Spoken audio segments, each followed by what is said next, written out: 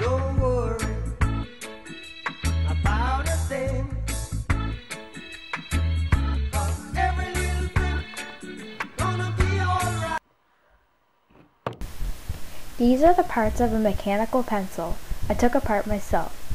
They are the lead, pocket clip, eraser holder, body, lead retainer, coil spring, lead reservoir tube, chuck ring, end cap, and eraser.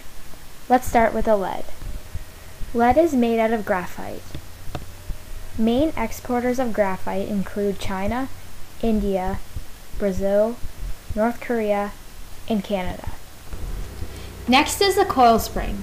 These are usually made out of spring steel. Nickel is a key component in spring steel, and it is produced all over the world. But main exporters are Indonesia, Russia, and Australia. All of these parts you see here are made from plastic. Most plastics contain organic polymers. This one contains polystyrene. Top polystyrene producers include North America, Australia, and Western Europe. The last part of mechanical pencil is the eraser.